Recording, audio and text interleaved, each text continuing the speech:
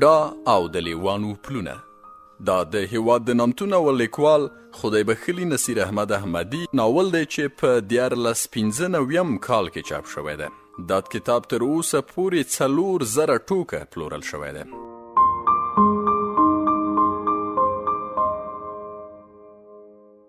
خو ناڅاپه مې بدن زیږ شو، زړه مې ولړزېده او د ټوپک خوله بېواکه رانه ټیټه شوه. لومړی مې یو ګړی ولید، بیا مې سپین مړوند ورپسې د تور ټیکري پیڅکه او وروسته یوه دنګه نجلۍ. بې اختیاره مې په اوبو کې ګونډې ووهلې، سر مې پورته کړ، سترګو ته مې یوازې لوښې ولاړې وې. د ورمېږ په کږولو سره مې یوه چوله پیدا کړه. نجلۍ د دروازې تر مخ ولاړه وه. یو دوه ځله یې د ایخوا ایخوا وکتل او نیغه زما لور ته را روانه شوه. بیرته مې سترګو ته لوښې په خوله ورکړې. شیبه وروسته مې 5-6 ګامونه هاخوا په اوبو کې په چړپا واورېده. په احتیاط مې ورمېږ ورکوښ کړ. نجلۍ د کاریز خولې ته نږدې ناسته وه. د څېرې یوه خوا یې ښکارېده، ټیکری یوازې په ککرۍ تم و. هغې تور او پیچلي ویښته لرل او تر لنډې سپینې زنې یې رڼې اوبه څڅېدې. نږدې ټوخې لاس ما ملا پسې کړوپه کړه. بیرته مې لوښې سترګو ته ودرېدې. د یو ډډ نارینه غږ مې واورېد: شیرینو بچو، نن تنور ته ولګوه، د مور د بیا تبه ده. د نجلۍ نری غږ مې په زړه کې پرېوت. همدا اوس ورځم. نه پوهېږم چې ولې د زم ټکی راباندې ښه ونه لګېد. بې اختیاره مې بیا غړۍ اوږده شوه. دا ځل د نجلۍ ټوله څېره ښکارېده، سترګې غټې وې، خو پزه او خوله یې واړه جوړ شوي وه. د هوسۍ د بچي غوندې معصومه او مینه ناکه راته وایسېده. سړي ته مې وکتل، خدای داد و. د واسکټ له سوریو نه یې لاسونه کښل او په تشي پورې یوه توپانچه ځړېده. بیرته مې د نجلۍ خواته سترګې ور واړولې. زړه مې ولړزېد. هغې د لوښو خواته کتل. ورو مې غړۍ راټوله کړه. تر هغو مې سانه ایسته چې په اوبو کې مې د ګړي د ډوبېدو ګوړ ګوړ واورېد. ټوپک ته مې وکتل، پر ماشه ولاړ و. ما په ډېرې اسانۍ سره خپل دښمن ککرۍ سوری کولی شوی. هغه 5-6 ګامه لرې او داسې ته ناست و، خو بې واکه د میل خوله په اوبو کې رانه ډوبه شوه. شیبه وروسته نجلۍ ګړۍ په اوږو د کور خواته روانه شوه چې تنور بل کړي. خدای داد د جومات لار ونیوله چې خپل خدای ته پر سجده پرېوځي. خو ما د خپل کلي ملا په پام کې نیولی و چې د خپلې مینې لپاره د قسم د ماتولو کفاره ورنه وپوښتم. بوډا وټوخل او خبرې غوڅې شوې. ما غوښتل چې د هغه په اړه ډېر څه واورم، ځکه تر اوسه مې لا د خپلو پوښتنو ځوابونه نه و موندلي. خو شپه ناوخته او د ساعت 2 ستنې پر 12 ولاړې وې. هغه سخته ورځ تېره کړې وه او استراحت ته یې اړتیا درلوده. ورو مې وویل: کاکا، له خوبه مې ویستې. ده وخندل: نه بچیه، زاړه خلک هومره ډېر خوب نه کوي، خو ته ځوان یې، تا ته به خوب درځي. د رښتیا ویل، زه به هر ماخوستن لا پر 9 بجو په بستره کې پروت وم. خو زړه مې غوښتل چې د بوډا له خولې ډېر څه واورم. بیا هم د نزاکت له مخې ولاړ شوم او بوډا ته مې وویل: د شپې خو به اوبه نه څښې؟ ده راته وکتل: نه بچیه، خو نن 3 لمنځونه رانه قضا شول، اودس بلا وکم. د بخارۍ له اودان نه مې بدنې ور ډکه کړه. جاینماز مې ورته کېښود. شپه په خیر مې ورته وویل او له کوټې ووتم. سهار وختي جومات ته لاړم. جمع ولاړه وه، خو په کتار کې مې بوډا ونه لید. تر لمانځه وروسته کور ته راغلم. بوډا د میلمنو په کوټه کې لمونځ کاوه. هوا سړه وه او د کړکیو پر لویو ښیښو یخنۍ ښکلي میناتوري ګلان انځور کړي وه. بخارۍ ته مې اورلګیت ورته کړ. بوډا سلام وګرځاوه او لنډه دعا یې وکړه. ما وویل: شپه دې څنګه وه؟ مخ یې راواړوه. ښه وه، خو لږ تبه مې درلوده. له دې سره بسترې ته وروښوید او خپل خوار لنګي یې په بړستن کې پټ کړل. ما یې د ښي لاس تر بند خپلې ګوتې تاو کړې. رګ یې په عادي توګه غورځېده. ومې ویل: لکه چې اوس ښه یې؟ ځواب یې راکړ: هو زویه، خو د شپې کله کله خوله راباندې راتله. ومې خندل: خیر، زه به ګولۍ درته راوړم. کور ته لاړم. شیبه وروسته مې د چای په پتنوس کې 2 ګولۍ هم کېښودې او پتنوس مې د کوچني ورور په لاس د میلمنو کوټې ته ورولېږه. زه په دالان کې له مور سره کېناستم. هغې په دیګي کې پیاز راکول. ویلې چې غوړي او بوره خلاص شوي، څه نوره سودا هم پکار ده. خو ما د لارې د بندېدا خبره رامنځته کړه او ومې ویل چې واوره ډېره ده، بازار ته تګ نه کېږي. ښه به دا وي چې د اوس لپاره دا شیان له کوم ګاونډي نه په پور واخلئ. بله چاره نه وه. هغې زما خبره ومنله. د چای تر ګرمولو وروسته د خپل تره کره ورغلم. د دوی د میلمنو په کوټه کې زما د تره زوی او د کلي 5-6 ځوانان سره راټول وو او ټیکه یعنې د قیتو یو ډول لوبه یې کوله. ځکه واوره ډېره وه، هېڅوک هم له کوره نه شوی وتلی او ځوانانو به خپل ډېر وخت په قیتو او بنډارونو تېراوه. ما ته هم وار راورسېد، خو لا مې قیتې په لاس کې نه وې سره جوړې کړې چې د تره ټوخی مې واورېد. هغه سپین ږیری و. قیتې د شیطان کار ګاڼه او بدې ورنه راتلل. ځکه مو قیتې په بیړه سره راټولې او تر توشکو مو لاندې کړې. تره مې کوټې ته راغی او کېناست. د مسافر پوښتنه یې رانه وکړه. بیا یې یو بل ځوان ته مخ ور واړوه. هغه یې ګرم کړ چې جومات ته نه راځي او په لمانځه کې خوند نشته. بیا د عبادت د ارزښت په اړه وغږید. پر یو لمانځه یې مخ ته جنتونه راته کېښودل او د لمانځه د قضا سزا یې د دوزخ په اور کې 80,000 غوټې یادې کړې. تر مې ملا نه و، خو د فقې بوستان او ګلستان پاڼې یې کتلې وې او د کلي د جومات د ملا په غیابت کې به په ده پسې قد قامت ویل کېده. دی 1.5 ساعت د جنت او دوزخ پر درجو وغږید او بیا ولاړ. د تره له وتو سره بیرته د قیتو میدان سور ونیو، خو ما ډېر ژر لوبه بایلوده او له خونې نه ووتم. د خپل کور د میلمنو د کوټې تر مخ مې ناڅاپي ښۍ پښه وښویېده او د شا پر تخته ولوېدم. لومړی مې د ورسۍ د پلې د خلاصېدو غږ او ورپسې مې د کوچني ورور خندا واورېده. سر مې پورته کړ. ورور مې د ورسۍ له پلې سره رایستلی و او خولې له خندا نه سره ټولېده. د هغه تر څنګ بوډا هم په یوه سترګه راته کتل. خوله یې ویړه وه، خو د خندا غږ یې نه راته. ولاړ شوم. په جامو پورې نښتې واوره مې وڅنډله او کوټې ته ورغلم. ورور مې خندل. بوډا هم وازه خوله نیولې وه او سترګه یې د کوکۍ غوندې ځلېده. ورور مې په خوند وویل، لالا ښه درب خو دې وخوړ. ما په خندا خپل ښوی بوټونه ملامت کړل. بیا ورمخته شوم. د ورسۍ پله مې وتړله او د بخارۍ تر څنګ کېناستم.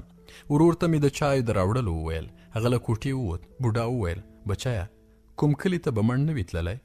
د هغه دې خبرې وپوهولم چې سړی کوم ځانګړي ځای ته د تګ نیت نه لري، بلکې بې هدفه پر جوماتونو ګرځي او خپل شپې سبا کوي. تر خولې مې ووتل، کاکا یو پوښتنه درنه وکم؟ ولې نه، 20 پوښتنې خو وکه. ومې ویل، کور څوک خپل پردی لري که نه؟ سر یې وځړېد. ما وویل، خوا مه بدوه، که دې زړه نه وي څه مه وایه، خو د اوس لپاره دا ځای درته ښه دی. یو سوړه سویله یې وویست. څه درته ووایم، هم یې لرم او هم یې نه لرم. ومې ویل، پوه نه شوم، خو ستا له بېګانیو خبرو معلومیږي چې واده دې کړی. بوډا سر جګ کړ. په سترګه کې یې اوښکې رغړېدې. سپږمې یې سره ورغلې. پزه یې پورته کش کړه او شونډې یې وخوځېدې. او زویه، هماغه د خدای داد لور مې وکړه. دا یې وویل او بیرته غلی شو. مخکې تر دې چې پر خپله خبره غور وکړم، له خولې نه مې ووتل، کېدی شي چې د خپل ژوند کیسه راته تېره کړي. پر شونډه یې یوه ترخه مسکا وغځېده او ورو یې وویل، څه ګټه به درته وکړي؟ سپینه خبره مې ورته وکړه. داسې ښکاري چې ډېر غمونه دې تر شا پرېښي دي. غواړم ستا د ژوند په راز پوه شم. بیا یې سر وځړېد. ما وویل، خیر ته مجبوره نه یې چې د خپل کور خبرې او پردي تک وکړې. ما وبخه. له دې سره ولاړ شوم، خو بوډا تر پایڅې ونیوم او ورو یې وویل، کښېنه زویه، ته زما د لمسي پر ځای یې. ما هم پلتۍ ووهلې او بوډا پر خبرو راغی. زما واده د بدۍ واده و، نه ډول و او نه هم ورا. بس د کلي 2-3 سپین سرې ورغلې او د خدای داد لور یې راخوندي کړه. ماښام مې د کلي ملا او یو 2 کسه سپین ږیري راوبلل. ډوډۍ مې وخوړه او د نکاح پر وخت مې میره کوټې ته راننوته. سترګې سرې وې او په چغو یې پیغورونه راکول چې د پلار قاتل دې د یوې مردارې لپاره وباښه. هغې ژړل، سپکې سپورې ویلې او غږ یې ناوې هم اورېده، ځکه موږ 2 کوټې درلودې چې یوازې یو دالان یعنې د اور ځای سره بیلې کړې وې او ناوې د کلي له یوې زړې ښځې سره په 2مه کوټه کې ناسته وه. میرې مې هماغسې په ژړا کې پیغورونه راکول، خو زما سر ځړېدلی و او هیڅ مې هم نشو ویلی. اخر د کلي یو بوډا مخ پرې راواړو او په خوش کې ورته وویل، بس که نور، مالک څه ګرم دی، دا د جرګې پرېکړه وه. بیا د کلي ملا په نرم غږ وویل، خورې مالک هغه څه وکړل چې د خدای خوښه ده، په بدۍ څه نه جوړیږي. له دې سره میره له کوټې ووته، خو د کوټې تر مخ له چوترې نه یې د ژړا غږ راته. د نکاح پر وخت نه د ځوانانو ټوکې ټکالې وې او نه هم د پیغلو د سندرو غږ. بس ما یو سپینږیری خپل وکیل ونیو او نجلۍ ته هم ملا له دالانه 3 ځله غږ ور وکړ چې نکاح دې قبوله ده. کله چې نجلۍ څه ونه ویل، ملا پټه خوله اقرار وګڼه او نکاح یې وتړل شوه. شیبه وروسته میلمانه له کوټې ووتل او زه یوازې پاتې شوم. بیا د کوټې کوچنۍ درېڅه د لاټین رڼا روښانه کړه او بیا مې ورسره د ګاونډۍ سپین سري غږ واورېد چې په چوتره کې زما میرې ته د صبر غوښتنه کوله. وروسته رڼا ورو ورو کمزورې کېده او پوهېدم چې بوډۍ خپل کور ته روانه ده. زه هم ولاړ شوم، د باندې ووتم. میره مې په چوتره کې ناسته وه، خو څه یې نه ویل. د انګړ دروازه مې خلاصه کړه او په توره شپه کې د کاریز د دنې یعنې خولې خواته روان شوم. دنه کور ته نږدې وه. کله چې مې په اوبو کې لاسونه ډوب کړل، ستورو ټال وخوړ او ړنګ شول. تر اوداسه وروسته بیرته کور ته راغلم. میره په چوتره کې نه وه او د پیالې له کړپ نه وپوهېدم چې کوټې ته تللې ده. دالان ته ورننوتم. د خپلې کوټې وروته مې لاس ور وغځاوه، خو ګوتې مې په هوا کې سر راټولې شوې او هلته د اور په ځای کې کېناستم. زړه مې دربېده او پر تندي مې خوله راماته وه، ځکه زه په خپل 22 کلن ژوند کې په لومړي ځل یوې نجلۍ ته ورتلم. پوهېدم چې ما له هغې سره شرعي نکاح تړلې وه، خو بیا مې هم له شرمه پښې نه پرېوتلې. یوه شیبه همداسې غلی ناست وم. بیا مې زړه ته پړی ور واچول او د کوټې دروازه مې خلاصه کړه. په تور ټیکري کې پټه یوه نجلۍ په کونج کې ناسته وه. سر یې په زنګنو ایښی و او په ټیټ غږ یې ژړل. په بیړه مې څادر اوار کړ او پر مانځه ودرېدم. ما به تل خپل مانځه ته پام کاوه، خو دا ځل مې په 9 رکعتونو کې 3 ځلې د سهوي سجده وکړه. تر دعا وروسته مې مغزی کوږ کړ. نجلۍ د پخوا په څیر ناسته وه او ورو ورو سونګېده. ځان ته مې کاوړ راغی او په لومړي ځل مې له ځانه ورک یعنې کرکه وشوه، ځکه ما تر اوسه یوازې د خپلې خوښې په اړه فکر کړی و. زما په زړه کې دا نه و راتېر شوي چې هغه به څومره هیلې او ارمانونه لري. د نجلۍ له زنګانه پر زړېدلي لاس د نکریزو د رنګ پر ځای وچ اوړه سریښ و او سپینه پښه یې له یوې سپخېدلې یا شلېدلې خیرنې ګلابي رنګې پایڅې نه راوتلې وه. په ټیکري پورې د بوسو څو خلې نښتې وه او ما ته داسې وایسېده لکه د کور له کاره چې یې راولاړه کړې وي. د هغې پر تن د ناویتوب هیڅ نښه نه ښکارېده. څو شېبې همداسې په چورت کې ډوب وم. زړه مې نیولی و او د هغې هرې سونګېدا زما په زړه کې لارې جوړولې، خو بله چاره نه وه. اوس زه او هغه میړه او ښځه وو او ما باید د هغې اوښکې ورپاکې کړې وای. سل زړونه مې سره یو ځای کړل او ورو مې وویل ژړا کومه ګټه نه لري، بس نو له خپله قسمته یې وګڼه. خو نجلۍ هیڅ ډول غبرګون ونه ښود. د پخوا په څېر سر پر زنګنو ایښی و او هماغسې یې ژړل. ما هم نور څه پر خوله رانه وړل. بالښت ته مې ډډه ووهله او د لاټین په ژېړه رڼا کې مې چت ته وکتل. د تورو لرګیو له پاسه تر پرتو لښتو لوټې راوتلې وې او په یوه چوله کې د څرمښکۍ لکۍ ښکارېده. د جامو ښورېدا مې تر غوږ شوه. نجلۍ ته مې وکتل، خپلې ښۍ پښه یې وغځوله، خو بیرته یې ژر ور ټوله کړه او د پخوا غوندې کېناسته. پوه شوم چې له ډېره وخته همداسې ناسته ده او پښې یې وچې شوي دي. په خندا مې وویل ارامه کېنه، زه نه درته ګورم. له دې سره مې څنګ بدل کړ او مخ مې دروازې ته واړاوه، خو د دروازې تر څنګ مې د ښوروا پر لندې ډوډۍ سترګې ولګېدې چې یوه بوټۍ غوښه هم پر سر پرته وه او هیڅ ګوله نه وه ورنه پورته شوې. ولاړ شوم. کاسه او دسترخوان مې د نجلۍ تر مخ کېښود. څراغ مې هم ورنږدې کړ. ورو مې وویل ګوره، له خپل ځان سره ظلم مه کوه. خیر دی، که لنده ډوډۍ سړه شوې ده، دا غوښه خو در واخله. خو هغه لکه بوت داسې ناسته وه. دا ځل یو څه کاوړ راغی او په خوشکه مې وویل اوس بله چاره نه لرې، که خوشحاله یې که خفه، زما سره به ژوند کوې. په دې خبره د هغې ښی لړزان د لاس له زنګانه وښویېد. کاسې ته یې ورټیټ شو او د لندې ډوډۍ یوه کوچنۍ ګوله یې ورپورته کړه. ما یوازې لنډه زنه ولیده چې د ډوډۍ په ژدولو ښورېده، ځکه پر څېره یې ټیکری راځوړند و او ان خوله یې هم پټه وه. پوه شوم چې هغې له ویرې کاسې ته لاس ور وغځاوه، ځکه مې خپل غږ بیرته پوست کړ. ګوره، پخوا بدون څه نه جوړېږي، نه به زه خوند درکوم او نه هم زما میره او دا کور. خو اوس خدای سره وروستي یو، چاره څه ده؟ دا مې وویل او په دې هیله چې نجلۍ به ډاډه زړه ډوډۍ وخوري بیرته پر خپل ځای پرېوتم او څادر مې په سترګو راکش کړ. چوپه چوپتیا شوه او زه وپوهېدم چې نجلۍ له ډوډۍ نه لاس نیولی دی. دا ځل مې خپل ځان پرې پوه نه کړ او هغه مې پر خپل حال پرېښوده. ښه شیبه ووته او بیا مې د نجلۍ د پښو ښکالو تر غوږ شوه. هغه زما تر څنګ تېره شوه او وپوهېدم چې کاسه او دسترخوان یې پر خپل پخواني ځای کېښودل. بیا یو سیوری را باندې راغی. زما تر څنګ تړلې بستره خلاصه شوه او ورسره مې پښو ته نږدې پر غولې د توشکې د لوېدو غږ واورېد. څادر مې چوله کړ. د نجلۍ راته شا وه، خو له لوڅ غوږ او پیچلو ویښتو نه یې وپوهېدم چې ټیکری یې پورته کړی دی. په خندا مې وویل هغه بله توشکه هم در واخله. په چټکۍ سره یې راوکتل. ما یې په شونډو کې خندا ولیده او په هماغه چټکۍ یې مخ رانه واړاوه. یو ټکی یې له خولې راووت. اکرب موږ بې موره ته وایو، خو د هغې له خولې خوږ را باندې ولګېد. هغې توشکې ته بالښت کېښود، بړستن یې سمه کړه، ټیکری یې پر خپل مخ راکش کړ او بیرته پر خپل ځای کېناسته.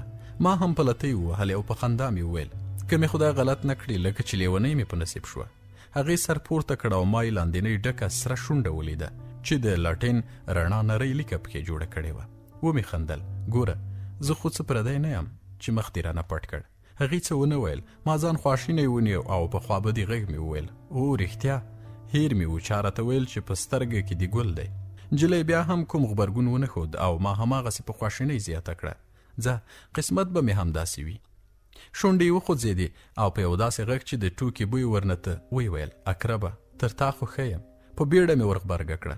زړه ته مې نه لوېږي. نجلۍ څه ونه ویل. ما زیاته کړه پزه به دې هم کږه وي. ویې خندل. ورو یې پر خپله ککرۍ لاس تیر کړ. مخ یې تر تندي پورې لوڅ شو، خو سر یې ځوړند نیولی و او د تار تار بڼو اوږده سیوري د سپینو بغورو پر پاسنۍ برخه ښکارېدل. په خندا یې وویل نو زه دومره بدرنګه یم چې راته ګورې لا نه؟ یو نظر یې راته وکتل. پر دواړو بغورو یې اوښکې لیکې جوړې کړې وې او په سرو سترګو یې شرم او معصومیت پروت و. ما لا هغې ته سم نه و کتلی چې بیرته یې سر وځړېد. ورو مې وویل زه ډېر ظالم یم. شونډې یې وخوځېدې. نه نو مخ ته د یو دوې لپې اوبه ور واچوه. خواشیني ښه نه ښکاري. نجلۍ ورو ولاړه شوه او له کوټې ووته.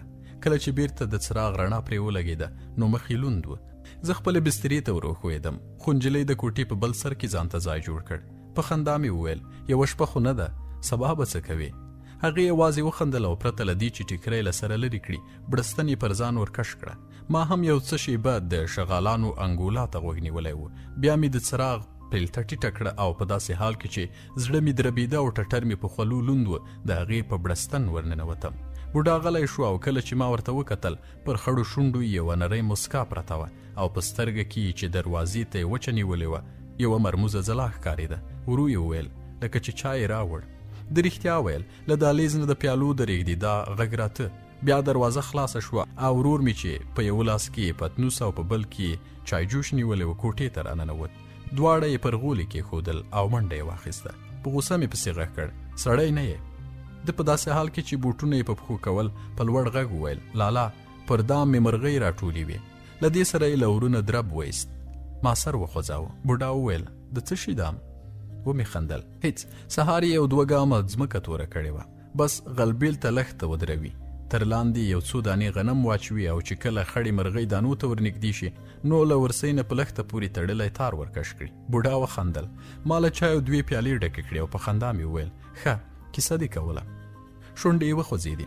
سهار د میرې په تېره غږ له خوبه را بیدار شوم. هغې چغې وهلې له غړې پمنې د خوني لورې اوس مې پر سترګو هم راننوځي. له دې سره زما د کوټې دروازه خلاصه شوه. نجلۍ په ډکو سترګو کوټې ته راننوته او ورته نږدې سر په زنګانه ولګاوه. زړه مې درد وکړ. ولاړ شوم او د هغې تر څنګ کېناستم. ورو مې وویل ګوره ته باید غټ زړه ولرې. هغې سر هس کړ. شونډې یې سره سریښ وې خو له سترګو نه یې اوښکو منډې وهلې. ما خو له خبرو ته جوړوله چې د کوټې تر مخ مې د چایجوش د غړېدو غږ واورېد. د دریڅې پرده مې چوله کړه. یو تور چایجوش په چوتره کې ړنګ پروت و او له لندې ځمکې نه تاو پورته کېده. پرده مې پرېښوده. نجلۍ ته مې مخ ور واړاوه. ګوره میره مې خو د هغې ژړا زما په خوله کې خبره وچه کړه. سر یې زما پر ښۍ اوږه کېښود او د ماشومانو غوندې په چیغو چیغو وژړل. وروسته یې په ژړا کې وویل ابۍ نه ده کرمه د هغې د زړه پرار یعنې ټپلا نه دی ورغلی خو ما سپین سترګي وکړه او چای مې وروړ. زه سپېره باید دومره ژر نه وای ورسره مخامخ شوي. سترګې مې له اوښکو ډکې شوې. د هغې پر سر مې لاس کېښود او ومې ویل ته سپېره نه یې زما زړه یې زړه. له دې سره یې سر پورته کړ او زما پر کیڼه اوږه یې ګوتې ټینګې کړې. هغې ورو ورو ژړل او ما هم پرېښوده چې زړه یې تش شي. کله چې ژړا سلګیو ته ځای پرېښود نو په خندا مې وویل شیرینو خو ما دومره کمزوري نه بلله. سر یې پورته کړ. په څېره کې ژړا او مسکا ګډه ښکارېده. تر یوې سلګۍ وروسته یې وویل اقربه زما نوم دې له کومه زده کړو؟ ومې خندل ځکه چې شیرینه شیرینو وي. شونډې یې مسکی شوې. ما وویل زما لپاره چای نه راوړي؟ ویې خندل خو ته به هم چای جوشه له ځمکې وولې. په چټکۍ سره مې لاس ور وغځاوه. تر پزې مې ونیوله او په خندا مې وویل نه زه به دې وخورم. په خندا ولاړه شوه. ټیکری پر مخ کش کړ او له کوټې ووته. زه هم انګړ ته لاړم. له څانه مې اوبه راویستې. مخ مې پرېمینځه او کله چې بیرته په کوټه ننوتم د دریڅې پرده پورته شوې وه. پر دسترخوان چای او ډوډۍ پراته وه او شیرینو هم بړستنې په بغبند کې تړلې. پیاله مې راپورته کړه. هغې ته مې وکتل. خړه پړه ښکارېده. په ډکه خوله مې وویل نن به یو 2 کمیسه درته راوړم. ویې خندل نه په همدې کې به ګزاره وکم.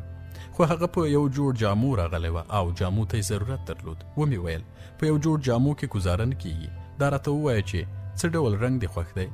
هر رنګ چې ستا پر زړه برابر وي. یوه شیبه غلی شوه او بیا یې وویل خو په دې شرط. خندا راغله. کوم شرط؟ دا چې ابوی یې ونه ویني. خندا مې زور ونیو. لیونی نو څه وخت به یې اغوندې؟ په شرمېدلې غږ یې وویل ماخوستن ماخوستن. ما وخندل. د چایو تشه پیاله مې پر دسترخوان کېښوده او ولاړ شوم. شونډې یې وخوځېدې. چیرته؟ ومې ویل یو ځل له میراو نه د اوبو د وار پوښتنه کوم. بیا له هغه ځایه بازار ته ځم. بل څه خو به دې نه وي په کار؟ هغې راته وکتل او ځواب پر ځای په شرمېدلي غږ وویل اقربه. له دې سره رامخته شوه. زما پر ږیره یې لاس تېر کړ او کله چې مې د هغې ګوتو ته وکتل نو په سپینو ګوتو پورې یې 2-3 تاره اوږده پیچلي ویښته ځړېدل. بوډا غلی شو. تشه پیاله یې د ډکولو لپاره رامخته کړه او بیرته په خبرو راغی. زویه څه درته ووایم، ما د لومړي ځل لپاره خوشحالي موندلې وه او له ژوند نه مې خوند اخیست. د ورځې ټوله ستړیا به مې د شیرینو په لیدو له یاده وته. هغه هم ورو ورو را سره روږدېده او پوهېده چې پر ما ګرانه ده. جامې مې پاکې شوې، خوراک مې سم شو، له هغې سره مې خوله په خندا روږدې شوه او ژوند ته مې په مینه کتل. خو د میرې وینه نه ورټېد، خو د میرې وینه نه ورګډېده. په مازې خبره به یې سپکې سپورې ورته ویلې او تل به یې له څڼو نیولې وه. خو دې به هیڅکله ماته څه نه ویل. ټوله ورځ به د کور په کار اخته وه. لاسونه به یې د لوښو په مینځلو غوړ وه او پزه به یې د نغري ایرو توره کړې وه. خو ماښام به له ما سره په پاکو جامو او پریولي مخ ناسته وه. شیرینو خوشحاله ښکارېده. هیڅکله به یې زما تر مخ د خپل پلار کور نه یاداوه. خو د شپې به یې په خوب کې له مور او وروڼو سره خبرې کولې. یو دوه ځله مې وریاده کړه چې د خپلې ناروغې مور پوښتنې ته ورشي. دې به نن سبا راته کول، خو بیا وپوهېدم چې میره اجازه نه ورکوي. آخر د واده په 3مه میاشت د خپلې مور په مرګ د پلار کور ته لاړه. لس ورځې یې تېرې کړې او کله چې بیرته راغله رنګ یې ژیړ ښکارېده. میرې به سپکوله، پوچ او پاش به یې ورته ویل، خو دې به هیڅکله پر خوله نه راته راوړل. میرې ته به یې ابۍ ویل او د هغې له ناروا سره به یې تل ښه خوله ورنه وهله. خو کله کله به یې ډېره سخته پرې راغله نو د ژړا لپاره به یې کوم ځای پسې غوښت.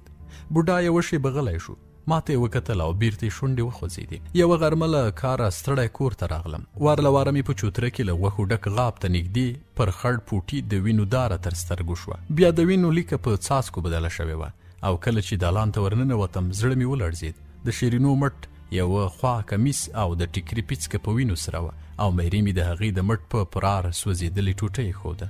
د میرې چې کله سترګې را باندې ولګېدې نو تلولۍ غوندې شوه. زما خو شیرینو په خوله کې ورولوېده او په بیړه یې وویل. غوښه مې وړه کوله چې چاړه خطا وته. له دې سره مې میره په ژړا له دالانه ووته. په بیړه د شیرینو تر څنګ کېناستم. د وینې د تم کېدو لپاره مې د ټپ تر پورتني برخې ګوتې را وګرځولې.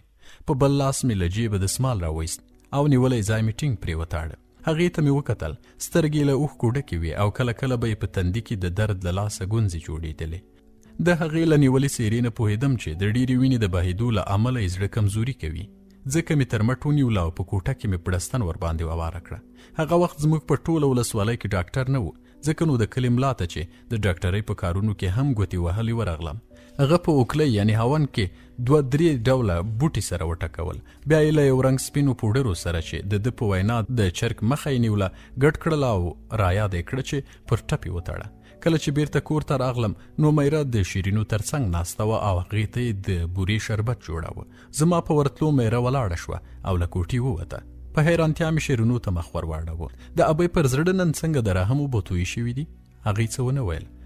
ما پر ټپ تړلی دسمال خلاص کړ او په داسې حال کې چې پر پرار یعنې ټپ مې راوړي دارو ایښودل ورو مې وویل. څه کیسه وه؟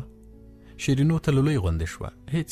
ومې ویل ابۍ ولې د چاړې وار در باندې وکړ؟ په وارخطا یې وویل ما خپل لاس په خبره کې ور ولوېدم. ګوره که چاړه ستا له لاسه خطا شوې وای نو پر ګوته ورغوي او یا به دې په د لاس پر شاتنۍ برخه لګېدلې وای. مټ دې څنګه ژوبلاوه؟ سر یې وځړېد. ما وویل زړه دې خو درواغ ښه نه دي. هغه هم د ښځې او خاوند ترمنځ. په ژړغوني غږ یې وویل ابۍ په چوتره کې غوښه میده کوله. کله چې ما ورته وکتل نو ډېره ورسره په تکلیف وه. باید یو چا د غوښې بڅرې ورته نیولې وای. ځکه یې تر څنګ کېناستم او غوښې ته مې لاس ور وغځاوه. خو دې کار هغې ته خوند ورنه کړ. په خوشکه یې پورې وهلم او په لاس کې نیولې تېره چاړه یې زما مټ ته سیخه شوه. بوډا غلی شو. ما ته یې وکتل او ویې ویل زویه مینه تل میدان وړي. د شیرینو زغم او تر ځان تېرېدنې اخیر میره وشړوله. د زړه خیرې یې اوښکو راوایستې او د خاوند تر مړینې وروسته یو ځل بیا پر کور زړه ولګېده. نور نو په کور کې د سپکو سپورو پر ځای د خندا او غږ اورېدل کېده. میرې به مې له شیرینو سره د کور په کارونو کې لاس وړ. دواړو به یو ځای ډوډۍ خوړه. کیسې به یې کولې او تر غرمې وروسته به چې کله چوترې سیوری پیدا کړ نو دواړه به په زاړه لیمڅي ناستې وې او ګریوانونه به یې جوړول. ژوند په خوښۍ تېرېده. خو وروسته ما او شیرینو دواړو ته یوه اندېښنه راولوېده. ځکه زموږ د واده 3 کاله تېر شوي وو خو اولاد مو نه کېده. دمونه مو وکړل، تاویزونه مو په غاړو وځړول، پر زیارتونو وګرځېدو خو د شیرینو لمن زرغونه نه شوه. اخر چا راته ویل چې د غزني ښار ته یو ډاکټر راغلی، یو ځل هغه ته ورشه. ما هم د هغه خبره ومنله. ډاکټر څه دوا راته ولیکل او څو میاشتې وروسته شیرینو په شرمېدلې غږ راته وویل چې په وجود کې یو بل زړه هم دربیږي. زویه، انسان هغه وخت د سکون احساس کوي چې اروا یې پرې قراره شي. نور مې نو هیڅ غم نه درلود او څه مې چې لرل په هغه خوښ وم. خپل ژوند مې په پاچاهۍ نه ورکاوه او ژوند ته مې په مینه کتل، خو هر څه بدل شول. هر څه آخر نیکمرغۍ مخ رانه وګرځاوه. بوډا غلی شو. ما ورته وکتل، څیره یې خواشینې وه او پزه یې تر پخوا زړېدلې راته ښکاره شوه. بیرته یې شونډې وخوځېدې او پر خبرو راغی.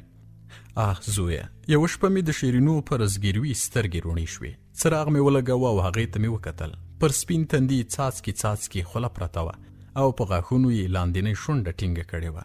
هماغسې یې په زګیروي کې وویل، ښه نه یم. ما یې پر تندي لاس کېښود. د څراغ په رڼا کې شونډې خندنۍ شوې، خو ډېر ژر د درد څپه پرې راغله او په زحمت یې وویل، اقربه، تبه مې ده، ابۍ ته ووایه. وپوهېدم چې خبره څه ده. تر سر ایښې خولۍ ته مې لاس ور وغځاوه، خو د ولاړېدو پر وخت شیرینو تر مټ ونیولم. هغې ته مې وکتل، سترګې یې له اوښکو ډکې وې او پر شونډو یې یوه مړاوې مسکا پرته وه. له درد سره یې په شرمېدلې غږ وویل، اقربه، ته بیا مه راځه، د ابۍ په کوټه کې پرېوځه ښه. یوه شېبه یې تر مټ نیولی وم. په ځیر ځیر یې راته کتل او له یو درد سره یې زما لاس پرېښود. ما پر تندي ښکل کړه او ورو مې وویل، لیونۍ، مه ورخطا کېږه، خدای به هر څه سم کړي. له دې سره مې سترګې له اوښکو ډکې شوې. دالان ته لاړم او په توره شپه کې مې د میرې د کوټې ور وټکاوه. د هغې خوبولی غږ مې واورېد. څوک یې؟ ومې ویل، زه یم مالک. د اورلګیت د لګېدو سره مې د وره په چاکو کې رڼا ولیده. میرې مې دروازه خلاصه کړه. دا پوهېدلی و چې خبره څه ده، ځکه یې څه ونه ویل. ما لاره ورکړه او هغې زما د کوټې د وره لاس ته لاس ور وغځاوه. زه د میرې په کوټه کې اوږد وغځېدم او په فکر کې ډوب شوم. ساعت نیم ساعت به وتلی و چې د میرې غږ مې واورېد. هغې ویل چې شاپوګۍ راولم. شاپو زموږ ګاونډۍ وه او د کلي ډېرو ښځو د دې لاس لاندې ماشومان زیږولي وه. ما هم څراغ راواخیست. د باندې ووتم او د ګاونډي د انګړ دروازې ته مې ډبره ونیوله. شېبه وروسته مې وارخطا نارینه غږ واورېد، څوک یې؟ ځان مې ور وپېژاند. دروازه خلاصه شوه او ګاونډی مې وپوهاوه چې د څه لپاره راغلی یم. هغه کور ته لاړ او شېبه وروسته شاپوګۍ د لاټین په رڼا کې ښکاره شوه چې په کړوپ په ملا زما خواته را روانه وه. 3-4 دقیقې وروسته بیرته د میرې په کوټه کې اوږد وغځېدم او بوډۍ زما کوټې ته ورننوته. خو دا ځل مې د چونګښو په کوروډا کې د شیرینو زګیروي او یوه نیمه چیغه هم اورېده. د هغې چیغو زما زړه کې ستنې تېرولې، ځکه مې یو غوږ پر توشکه ولګاوه او پر بل غوږ مې بالښت کېښود. ښه شېبه نوره هم ووته او بیا یو دم کېناستم. په زړه کې مې خوشحالۍ منډه واخیسته او په غوږو مې د یو ماشوم د ژړا تېرې کوکې ننوتې. بې اختیاره مې پر درۍ تندی ولګاوه او د شکر په سجده پرېوتم. خو یو ناڅاپه مې د میرې کوکو په زړه کې غځېدلې خوښۍ بیرته راټوله کړه. زړه مې له خولې راووت او په نیمه شپه کې مې پر تړلې وره منډه ور واخیسته. سر مې پر دړه ولګېده او پر شا تخته پرېوتم. بوډا غلی شو او کله چې ما ورته وکتل، مخ یې د ورسۍ خواته واړوه. ورو یې وویل، لکه چې بیا واوره پیل شوه. غږ یې ژړغونی و او کله مې چې ښیښې ته وکتل، اسمان وریځ و، خو د واورې اورېدل مې ونه لیدل. وروسته مې د بوډا لړزېدلي لاس ته پام شو چې د تندي له خوا یې پر ویښتو تیر کړ. خو زه پوهېدم چې په دې چل یې د لاس په ورغوي خپلې اوښکې پاکې کړې. ساعت ته مې وکتل، د غرمې 12 بجې وې. زړه مې غوښتل چې بوډا نور هم راوغږوم، خو هغه خوابدی و او ښه مې دا وګڼل چې یوه شېبه یوازې پرېږدم. ورو ولاړ شوم. بوډا وویل، څه کوې؟ ډوډۍ راوړم. ځړېدلې شونډې خندا سره ویډې کړې. وږی یې؟ ما وخندل.